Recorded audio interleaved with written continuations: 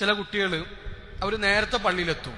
അവർ വുളുവൊക്കെ ചെയ്ത് വീട്ടിൽ നിന്ന് നേരത്തെ നടന്നു വന്നു, ബാങ്ക് കൊടുക്കുന്നതിന് മുമ്പ് പള്ളിയിലെത്തി, സുന്നത്ത് സ്കരിച്ചു, ഖുർആനൊക്കെ ഓതിയിട്ട് ഒന്നാമത്തെ സഫിൽ ഇരിക്കുകയായിരിക്കും. അപ്പോൾ വേറൊരാള് ബാങ്കൊക്കെ കൊടുത്ത് കുറെ കഴിഞ്ഞ് ചായയൊക്കെ കുടിച്ച് നാട്ടുവർത്താനൊക്കെ കഴിഞ്ഞ് ആടിപ്പാടി പള്ളിയിലെത്തും. ഇക്കാമത്ത് കൊടുക്കുമ്പോഴാണ് മൂപ്പര് പള്ളിയിലേക്ക് കയറി വരിക. ഈ ചെറിയ കുട്ടി എത്രയോ നേരമായി നിസ്കാരത്തിന് വേണ്ടി കാത്തിരിക്കാൻ. അപ്പോൾ നിസ്കാരം തുടങ്ങുമ്പോൾ ഈ കുട്ടിയെ പറകിലേക്ക് വലിക്കും, മാറിക്ക്. ഇത് കുറച്ച് വലിയ ആൾക്കാർക്ക് നിൽക്കേണ്ട സ്ഥലമാണ്, അത് അവന്റെ ഹക്കാണ്. നിങ്ങൾക്ക് ഒന്നാമത്തെ സൊഫിൽ നിൽക്കണമെങ്കിൽ നിങ്ങൾ നേരത്തെ പള്ളിക്ക് വരണം. അവൻ നേരത്തെ പള്ളിയിൽ വന്ന് അവനൊരു സ്ഥലത്ത് ഇരുന്നാൽ അവനെ പിറകോട്ട് വലിക്കാനുള്ള അവകാശം നമുക്കില്ല.